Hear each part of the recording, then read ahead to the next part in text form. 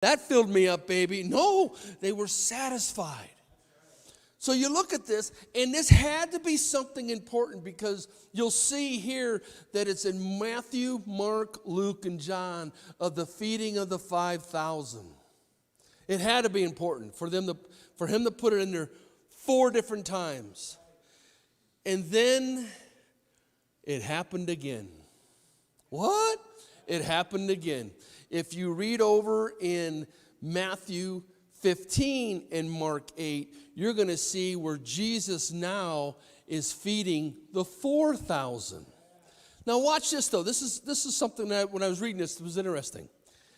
It says, during those days another crowd gathered. Since they had nothing to eat, Jesus called his disciples to him and said, I have compassion for these people. They have already been here for 3 days with me and have nothing to eat. If I send them home hungry, they will collapse on the way because some of them have come a long distance.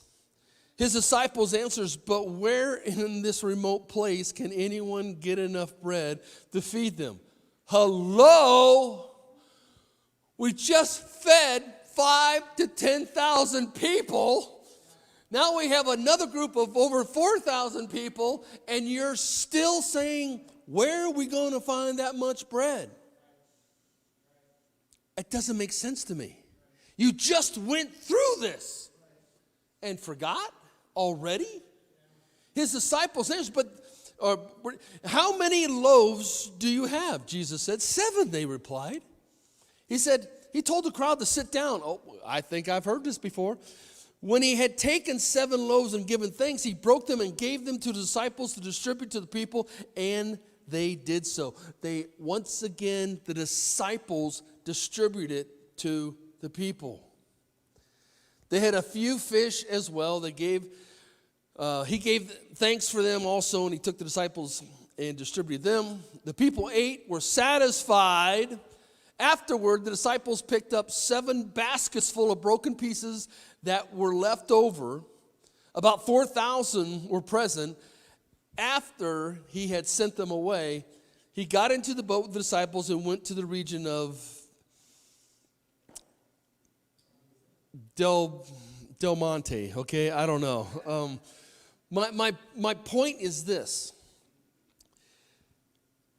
All this right here, I sit there and scratch my head. Why were the disciples so faithless the second time? They just went through an exercise, if you want to call it, that built their faith. And I don't know about you, when I go through a faith-building exercise, it's so much easier to do it the second time. Does that make sense? So it's kind of like, okay, I've done this, I've seen this, it works. And Jesus did the exact same thing until you figure out one important thing. What is that, Scott? Okay, I'm glad you asked. And that is this. To the first group that they handed us out where there was faith building, they were passing out bread to a Jewish community. Bethesda was a Jewish community. These were Jewish people, the disciples. And so when they were passing this out, they were among their home boys, their group, the people. Yo, dog, okay, this is my guys, my gang, and I know you and you know me, and I know your religion, this is mine, and we know all the different things about the Jewish. Does that make sense? And so they felt comfortable even though the faith process was there. But the second group was a Gentile town. Gentiles and Jews did not come together. So now they're in this Gentile town, and he says, hey, we have 4,000 people we're going to feed. Now follow me with this a second. When you're comfortable, like say at church, you come to church and you talk to so-and-so, and say a new person comes in, okay? Hey, Samantha, how you doing? Yeah, and it's kind of like, and you sit there and you start talking, and Meaning this, there's more of us than there are of them. Does that make sense? So you're talking very comfortably in an arena where you know more people than the person that walks in. You follow me so far? Well, right now, those 12 disciples are inundated by people that hate their guts. Seriously. They're walking into a group that's like, we don't like Jewish people, and you're Jewish. And Jesus is standing there like, we're going to feed you all. And they're like, I'm hungry. Here's another thing I thought was interesting. They haven't eaten for 3 days. Jesus has been teaching for 3 days. Could you imagine if I was teaching for 3 days? Man, I go past 12 o'clock and you're like, I'm out of here, baby. You know, it's like, whoa, we're done, man. I'm gone. You know, Jesus is speaking for 3 days and they're listening. They're listening so much that they're not even thinking about food. All of a sudden, one guy's stomach going, oh, I'm hungry. Yeah, me too. They had to be at a place where they were saying, we are getting filled, which they didn't even know it, by the bread of life.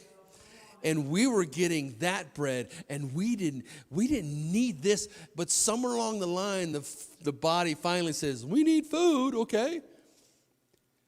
Now, my point is to this whole thing is for 2022, in those 5,000, 4,000, two different groups, Jesus feeds the one area, teaches them faith, but then he moves them into another area where people they are not comfortable with, the disciples are not comfortable with, and they are now stuck in a place where they're saying, wait a minute, I don't even know if I want to feed these people. Hello? I'm Jewish, they're Gentile. I don't like these people. Hey, Jesus, let them die. Okay, yeah, let them die. Because why? Because there's always been this rift. And Jesus is the one that says, let's feed the Gentiles. Are you catching this? I don't think you are yet. I can tell you're looking at me like, I don't know what you're talking about, man. Because you know what? It's so easy to give something to somebody that we like or someone that is like us. It's so easy. When someone says, hey, for you, here you go, and you're like, oh, thanks, man. They give you a big hug and stuff like that. And then you have this neighbor that you hate. Not that you would ever hate a neighbor. You don't really like that much, right? Do you say to that person, hey, man, I got a gift for you, bud, here. This is just for you. No, we don't do that.